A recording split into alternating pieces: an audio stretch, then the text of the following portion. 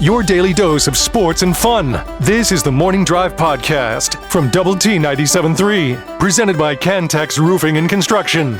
I'm Mike Hebert, owner of Cantex Roofing and Construction. Every day is game day, and we'll get it right when it comes to your roofing, construction, windows, and mirrors. Call Cantex Roofing and Construction today. Together, we are one serving you. There's Wilson trying to steal home. He slides across. He is safe. The Red Raiders win it on a walk-off steal of home. Kurt Wilson took off from third.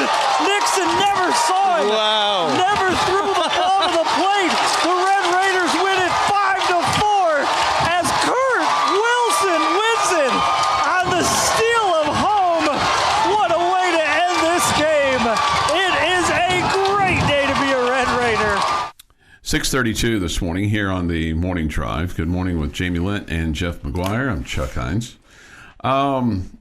Just trying to, which I'm fully appreciative of, recreate some mojo from a couple of weeks ago. We had some nice highlights before the West Virginia series. Didn't work last week, but that was a road series at Kansas. And perhaps got the right mojo flowing this week for the Red Raiders against the Oklahoma Sooners.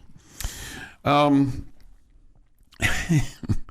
guys have had some wild walk-off kind of calls. I mean, it wasn't a walk-off the other night, but I mean, it was the end of game with the pickoff against Rio Grande Valley. That's got to be, you got to go to a lot of games probably to see something like that happen. Yeah, and technically what we call the walk-off pickoff in the postseason of 2016 is not a walk-off either. Because a walk-off, or to be a walk-off, the defense doesn't get 3 outs. Right. So you can't walk a team off defensively. Yeah. You just get the end the game and you win. Sure. It sounds better that way. Yeah, it's just different. Yeah. It just sounds better. So neither one of those are technically walk-offs. Yeah. But end the game, right? Yeah, it was a crazy way to end a game, yes. Yeah, end the game.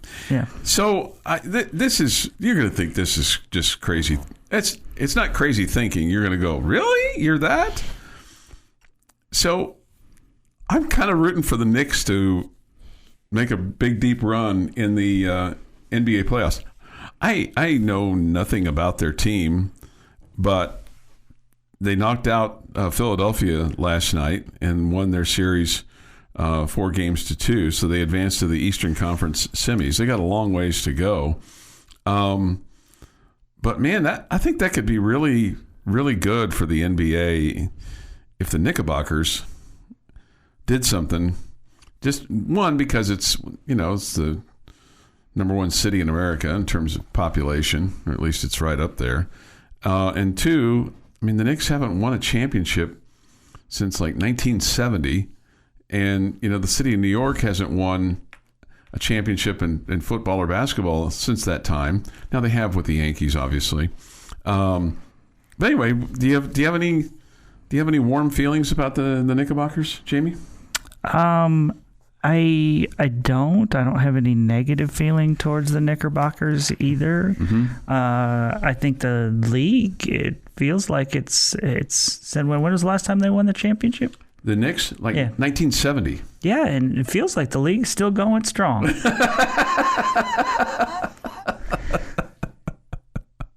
That's fair. Okay. I don't think the league needs the Knicks to win. Okay. I don't think. I think it'll be all right. Okay. Okay. I don't know. Just some.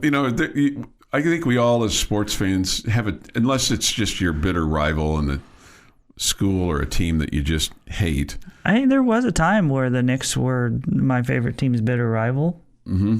But I don't care about the league anymore. No, I understand that. I really don't either. It's just like I said. I mean, I like a nice story, Well, it would have been a better story if the Mavs didn't let Jalen Brunson go and let him turn into a superstar with the Knicks. I mean, obviously, it would have been a difficult way to figure everything out with what you have now and your 2 fantastic guards for the Mavs. But I mean, still, he's spectacular. The last Nick championship was 1973. So they won in 1970, but they also won in 1973. So at any rate, seems like the league has flourished since then. You're right. You're right about that. I mean, you could make the argument back then you had some games that were delayed, like tape delayed for watching on TV, and now they're all at least live. Yeah, that was more late 70s, early 80s, which would have been after that change happened, way after the Knicks won their last championship in '73. Yeah, that's fair. So here's a question for you. I mean, the ratings for the NBA. I mean, obviously in the Jordan era and even beyond have been really good, but they have really gone in the wrong direction since around COVID, right? Yes. Okay. Yes. Dramatically. There was a time that I feel like, my college years, whatever, in the late 90s or whatever, early 90s, late 90s, in that time where it felt like every common sports fan, you had an NBA team, you had an NFL team, you had a Major League Baseball team. Okay? Yeah. And it feels like people my age and older have just completely bailed on the NBA.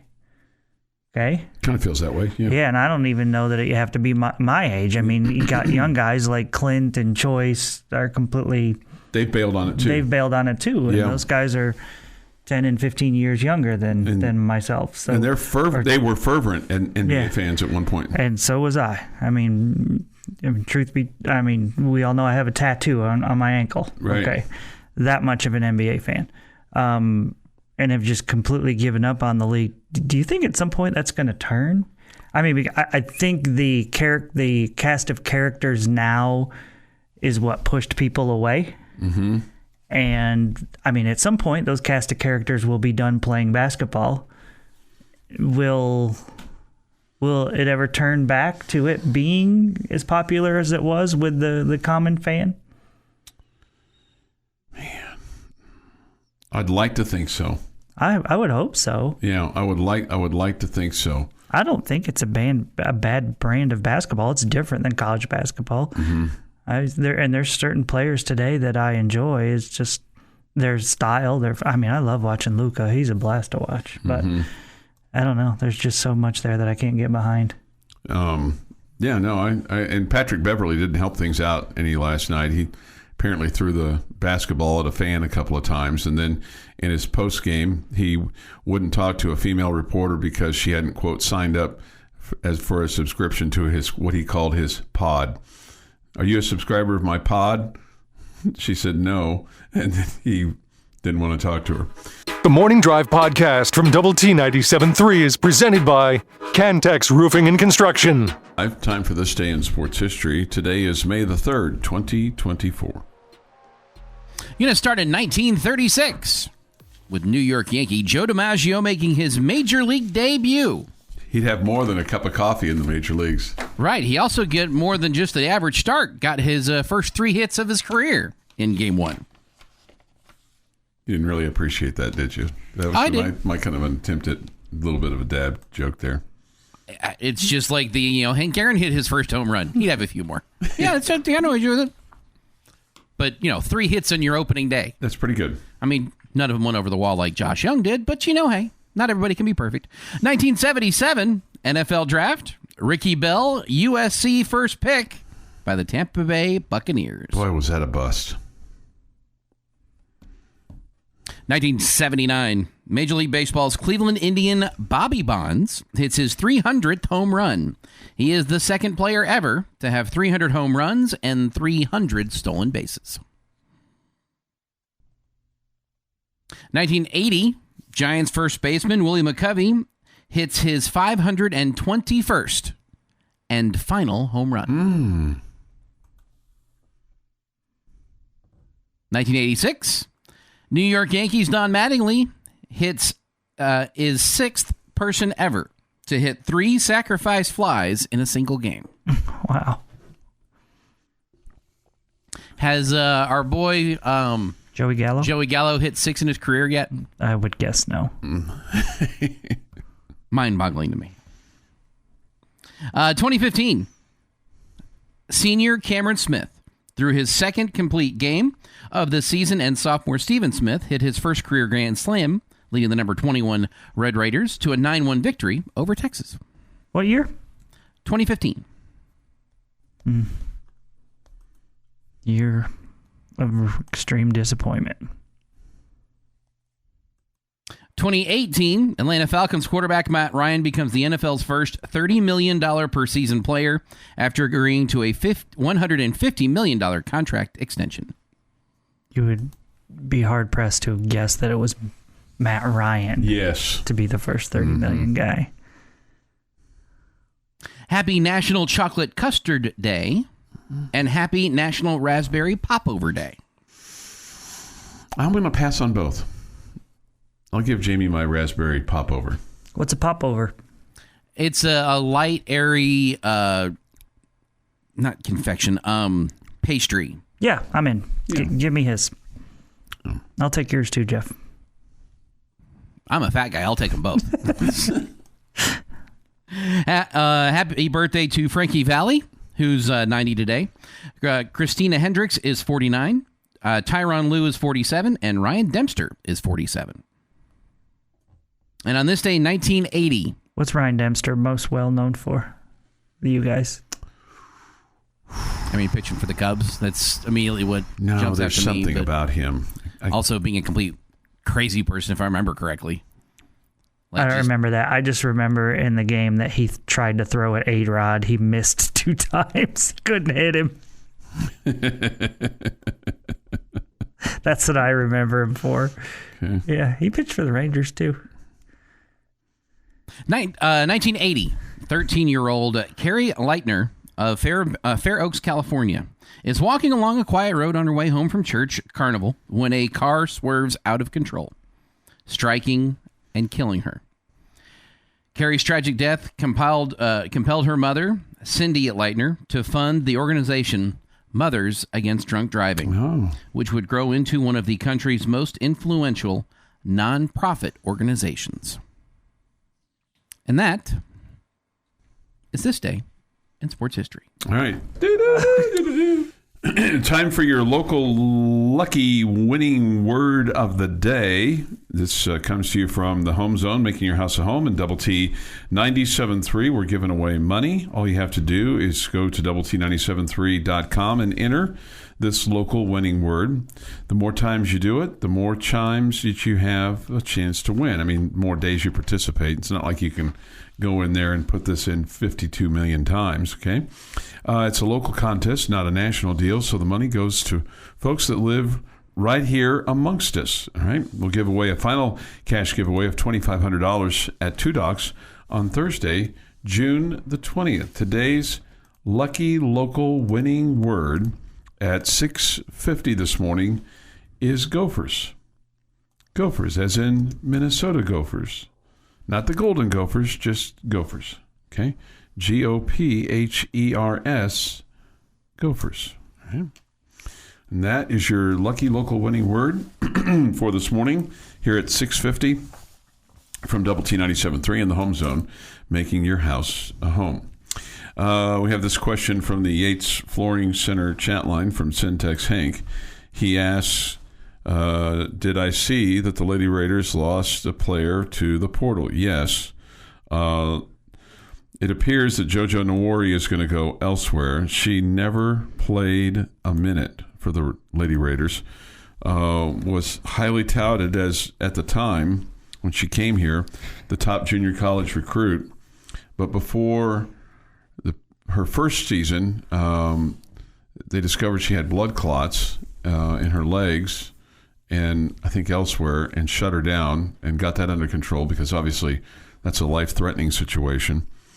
And then last year, gosh, I just remember having this conversation with Coach Garlick in her first availability right before the start of the very first practice, and asked her about JoJo and how she's doing, and spoke glowingly, really excited, really happy, really playing well. And then before that day was out, she had blown out her knee And Stop asking questions, Chuck. right, it's my fault. And so now she has decided to move on and go elsewhere. Do we have any idea why? I think no, I don't have any. This is you want my speculation? Yeah, guess whatever. My guess is that you brought in a gal that's 6'6" that's going to play a lot for you. You know, with and then you have. You need more than one post. I understand that. And then you have a Chol Magot who's going to hopefully be a contributor. She's 6'7", and then the other thing is I just wonder if she made a self-assessment and said, this is not a place where I'm going to have a lot of playing time and potentially a lot of success at the Big 12 level. I mean, wasn't she the number one junior college player in the country? She was when she came here. I just think this is, and I just wonder. She didn't think she was going to get any minutes. I don't know. Because your depth in the post is so good. Well, that the number one junior college player in the country couldn't play here, couldn't find any minutes. Well, she hadn't seen the court because she's been hurt. Well, I understand that, but and she probably didn't forget how to play. The other thing that I wonder about her knee is what's the status of her knee, and if she's going to need another. If she's going to need another semester to rehab that, because I wonder if Tech told her that she wasn't going to be ready, because she's not healthy enough or whatever. Yeah, I would be scared still of that first situation, with the blood clots and all that good stuff. Yeah, that's a scary deal. Mm-hmm. Yeah. Well, I wish her the best. I hate it just because I felt like she was, highly touted, a really talented player that could move and was athletic and do all the things. And no offense to the big that you added, but I don't think this is a game changer. It's not a savior, no. Kind of a big where you felt like Nwori would be a really, really good player. Yeah, like I said, the other thing is the last time, which was March, so it's been, a couple of months since I've seen her, that she was still not really running very much on that knee, if at all. It looked like it was still tender. Yeah. And there was a game here where a player ran into her, not one of our, she was just on the bench, and she got dinged up on the bench from just a player running into the bench on the sideline. Hate it for her, hate it for Tech, because when they got her, they thought she was going to be a great player. Yes. All those things, and it didn't work out, but it's, like I said, it's unfortunate. The Morning Drive podcast from Double T 97.3 is presented by Cantex Roofing and Construction. The 0-1 pitch with 2 outs gone. Grounded towards second base. Burleson's got it. Throws to first. Guns up. Cougars down. The Red Raiders are Omaha bound. The first College World Series in program history. A dog pile beyond the pitcher's mound. The pitchers are running in from the bullpen. Ryan Mosley and Corey Taylor look out below. Here they come jumping on top of the pile. The fans going nuts here at the Rip. And Texas Tech, in sheer jubilation, they're headed to Omaha for the College World Series. Another terrific pitching performance by the Red Raiders. Who would have ever guessed it, Brian? You score 2 runs on the weekend and you win both games. Texas Tech with back-to-back 1-0 victories. The Red Raider pitching staff has been absolutely phenomenal in this postseason as they carry their ball club into the College World Series for the first time in school history. It doesn't get any better than that.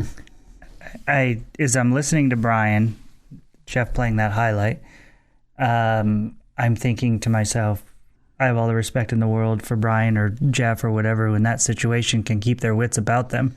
And I was going to say to you, Chuck, in my mind, I was going to say to you, notice that you don't hear me talking. Right. Okay? Right. I'm shocked. I don't remember how long it's been since I've heard that highlight. I'm shocked that I was speaking. Yeah, because it's not like a positive thing to say about myself. I'm a fan in the booth, okay? Right. Sure. You guys know that, okay? And when the big moments hit that are awesome, okay? I get a little bit choked up. I get emotional about it, whatever. I'm quiet because I'm so incredibly excited and I'm shocked that I was speaking. I mean, that was a long time ago. Yeah. 10 years. Gosh, that's crazy. That's been 10 years when you think about that. Mm-hmm. If you think back to that moment and fast forward 10 years later, do you think, would you have thought that there would have been a little bit more, or is it more than what you thought you would have in terms of the 3 additional trips to the College Baseball World Series? Because it's very impressive. I would have never guessed that you would have gone back 3 times. Yeah.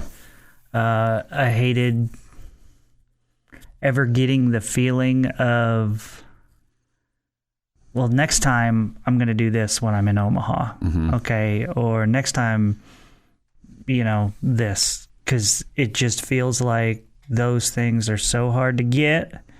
And I'm not trying to be critical here or whatever, but I don't think Texas Tech fans really kind of understood that concept of how incredibly difficult it is and how there's so much luck that needs to go your way, mainly with health.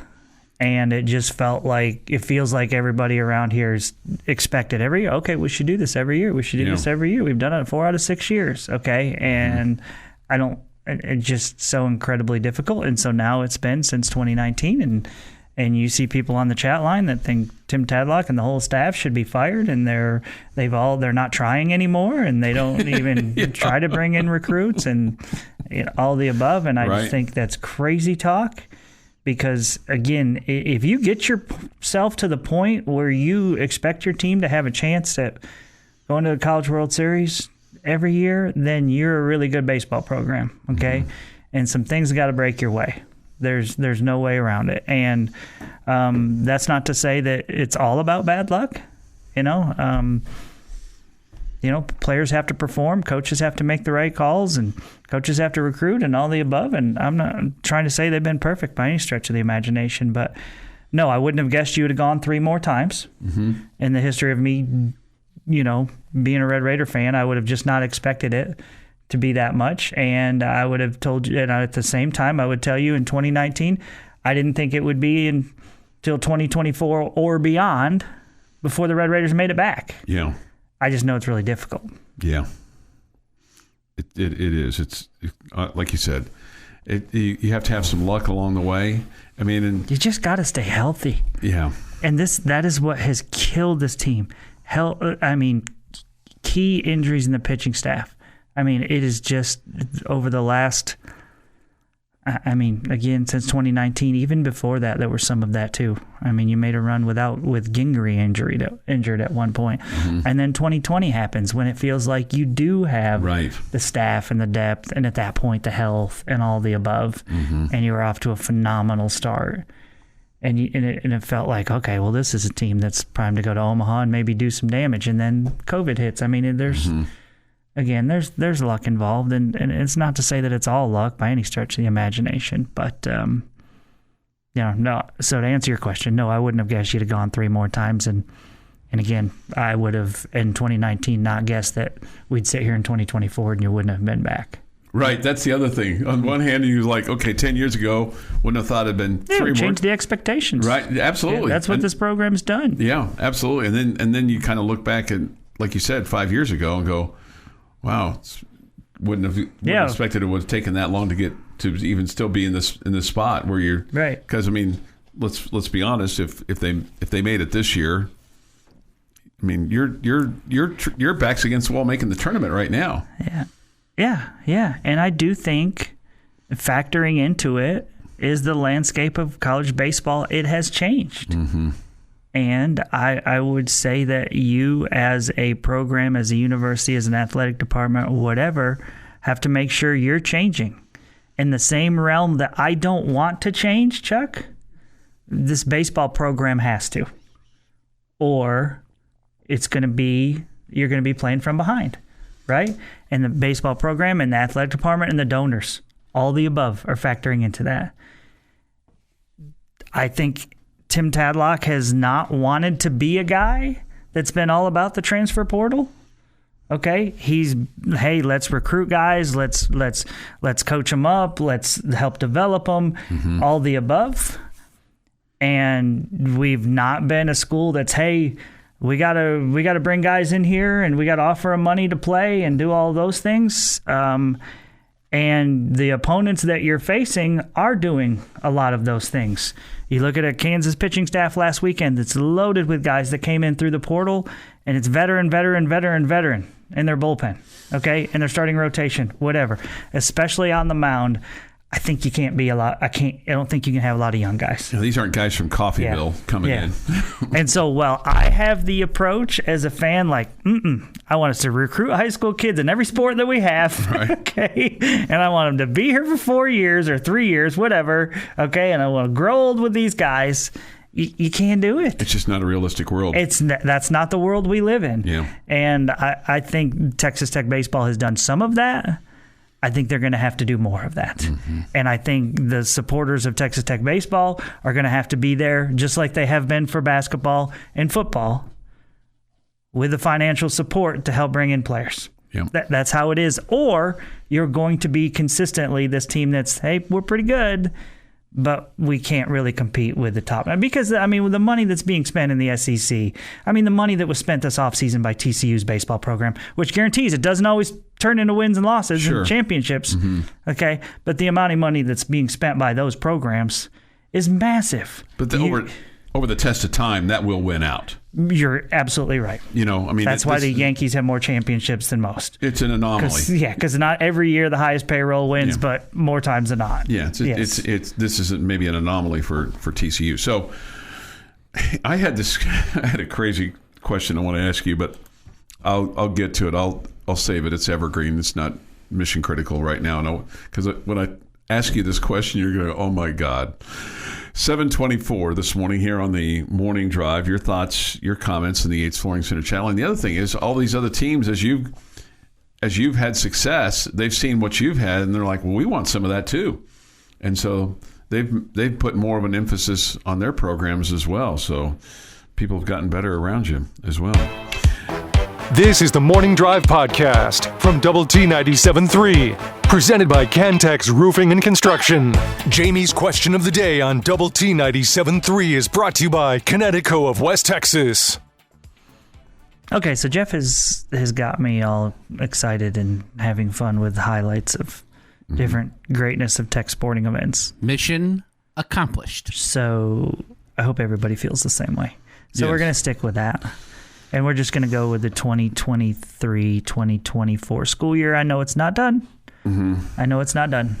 Okay, but up to this point, I want you to tell me your highlight moment.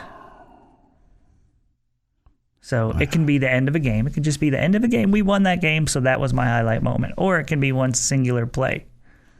Has been the highlight moment of the 2023-2024 athletic season. And there's an easy answer of you won a national championship. Sure, but I was thinking about... Let's take that one out of the picture, because all of us as Red Raider fans know winning a national championship trumps anything. Everything, yeah, absolutely. Yes. And while we love Wes Kitley and everything that the track and field department does, it doesn't mean as much as other things going on. We don't have a highlight of them winning it. Or we weren't there, right? And it's also, I think this is what gives you the large amount of respect for track, is like leading up to it, or like, yeah, it's going to happen. Yeah, right. That's how good that track program is. Right. Yeah, it's going to happen. Right. It would have been a surprise if they didn't. Yeah. Right. Yeah. Right. That's exactly right. Okay.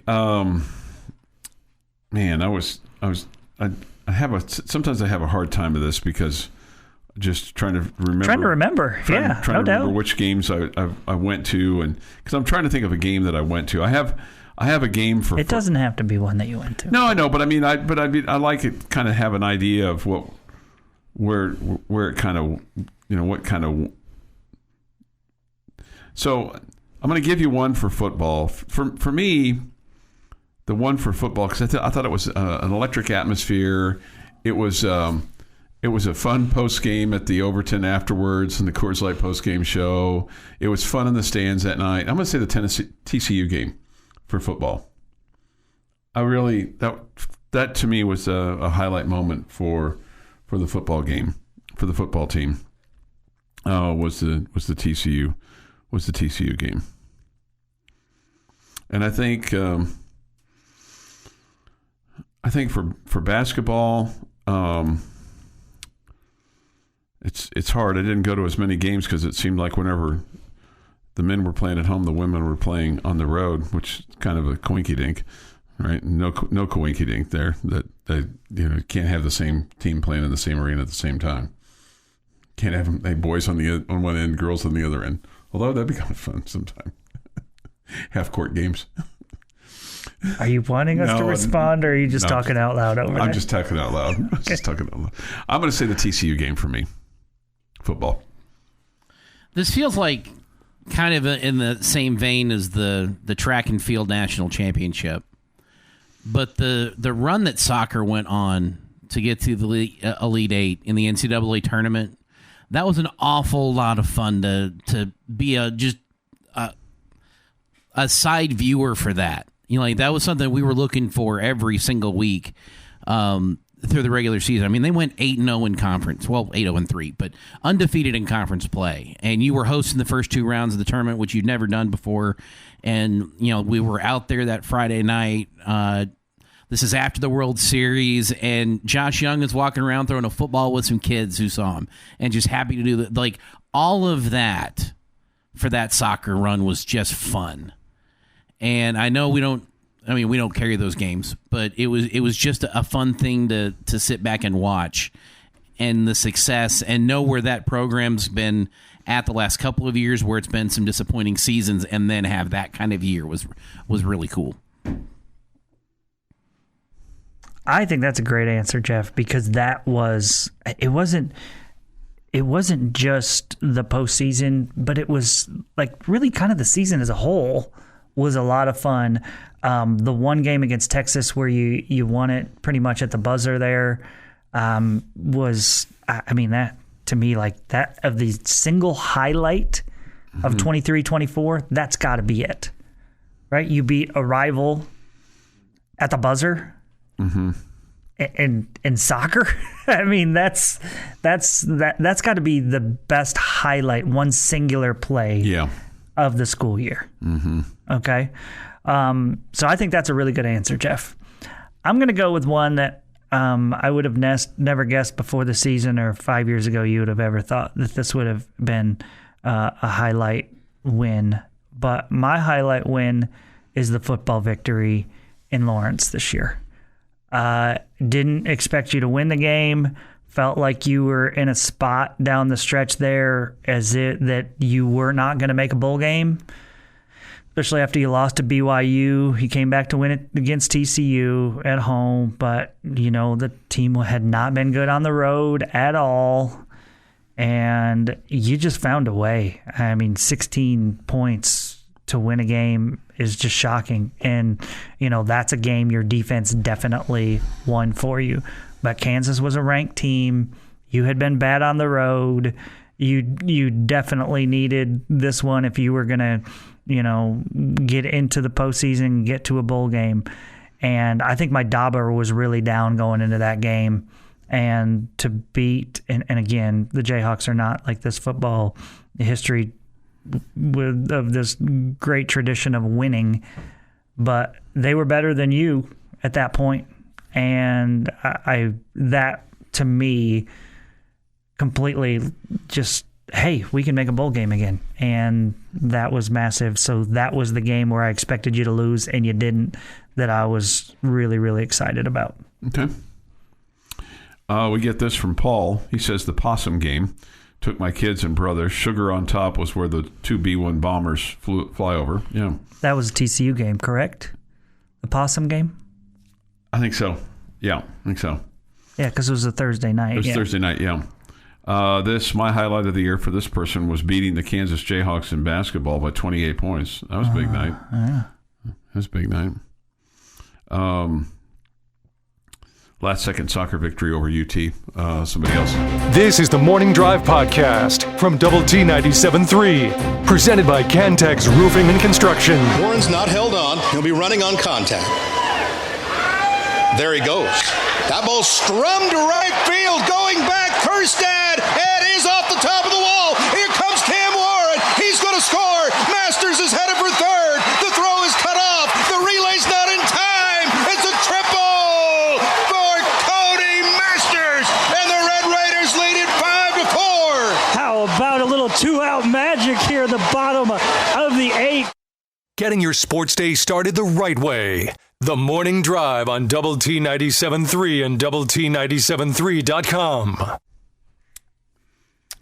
8:02 this morning here on the Morning Drive. Good morning with Jamie Lent and Jeff McGuire. I'm Chuck Heinz. We're 3 of 3 this morning on this fantastic Friday.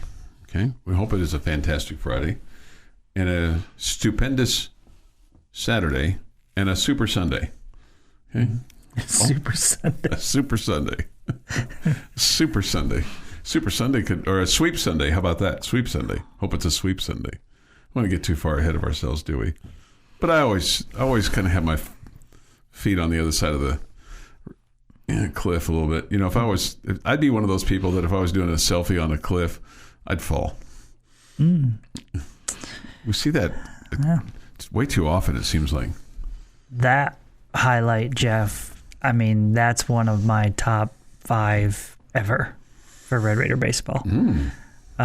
Two guys involved that I think extremely highly of, two great representatives of this university and two great Red Raiders who are awesome dudes, and Masters and Warren. It's funny, everybody remembers that highlight for Cam. And it's always, Cam scoring from first, right? Well, I mean, it was a triple. It's kind of hard not to score for first on a triple. But it was just, Cam getting after it and rumbling around and hustling like we've never seen him before. And it's just such a big hit from Cody, who had plenty of big hits in his Red Raider career. But that's probably the biggest one. And if you remember in that game, that's against Arkansas. And Easton Morrell homered in that game to tie it a few innings earlier. And Morrell and Bryce Bonin had transferred from Arkansas that year to the Red Raiders. And I do not know the story of why they transferred from Arkansas. I have no clue what the story is. I don't know if my sense is that they were both, either their scholarships were cut or they were told, we don't want you around. Okay, we've got other guys that are better. And Bryce turned out to be an awesome pitcher for the Red Raiders. And Easton turned out to be an awesome player for the Red Raiders. Great leader. Man, I wish we had his leadership on this team. Okay. Easton, great dude as well. But I remember being in the elevator going up to our rooms after the game, and Easton, kind of a quieter guy, was a humble guy, was not super talkative about his home run, but Bryce Bonin was fired up. I mean, he was so happy to stick it to the Hogs. He was so excited about it, and he was not afraid to talk about it. So it was cool to know that those two had come from Arkansas. The Red Raiders had just beaten them in Omaha. And you'd gotten behind early in that game and came back and won, and that highlight was the big one. But Morrell's home run and Bonin's reaction to it later that day was something that will always stick in my mind. So clearly there was some animosity, at least from Bryce, towards Arkansas. That's awesome. Yeah. That's awesome. It was fired up. He was fired up. There was yelling and screaming going on in that elevator. It was just all us Red Raiders, but he was telling everybody how excited he was. I still got a little shoe black underneath his eyes or whatever. Yeah, he didn't bitch in the game. He was excited to stick it to the Hogs. So it's good. Yeah. Somebody says this Cam allowed the triple by unhitching his wagon and running hard. I mean, there's just so many again, it's hard for any of you who have ever met Cam Warren, it is hard to not like that guy. Oh, no question. I mean, he is as likable a person as there is. Whether you are the highest of highest on the pedestal of life or the lowest of the lowest, Mm-hmm. I mean, that's a dude. And Cody Masters, a guy who's working here in town now, and he's great with the youth of our community and what he does with his faith and sharing that with others. And I mean, those two guys, again, just great leaders, great people, the kind of guys you want in your program and the kind of guys you want representing your university. And there's been plenty of them over the years in all sports here at Texas Tech, but those are two guys that really stick out to me. 8:07 this morning here on the morning drive. So dumb it down for us. Not too dumb, okay, but dumb it down for us. Because I'm going to ask you a question. You're going to tell me the obvious one, but I don't want the obvious one. But what's something that they really, really, really need to do this weekend that would help them win the series? Let's just talk about winning the series. I'm laughing at the chat line. Somebody asked if Cam lived in town, and somebody said yes, under the baseball stadium. I just think it was my key to the game on Tuesday night, and I'm going to stick with it again with you right here, right now. It felt like you lost this badly over the weekend against Kansas, and it's the battle of free passes. I mean, you just put so much extra pressure on yourself when you're giving up the free passes, okay? And you don't put any pressure on them when you're not taking walks, working counts, forcing pitch counts to rise, getting into a bullpen, all of those things. There are too many 1 and 2 pitch at-bats from this team. Too many, okay? I know you want to mix things up, and if you see a pitcher that's he's trying to get a hit every time, he's always starting with the first pitch fastball, okay?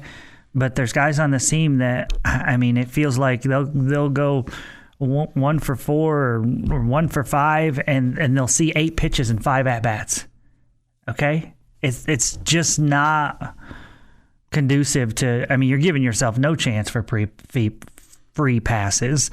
You're not running up pitch counts. You're not putting extra stress on pitchers. All the above, okay? And so I say win the battle of free passes, okay? And if you do that, I think you have a good chance to win this series. Okay. All right. Kansas dominated you in that stat, 22-8 last weekend. You got to do a much better job than that. Okay. 8:09 this morning here on the morning drive. I need to get to Jeff's story that's going to make him happy, my story that's going to make Jeff happy with regard to Dak Prescott. It's just speculation. It's going to be wishful thinking for you, okay? You're going to say from your lips to God's ears. This has been the Morning Drive Podcast, presented by Cantex Roofing and Construction. Check out our library of Double T 97.3 podcasts at doublet97.3.com.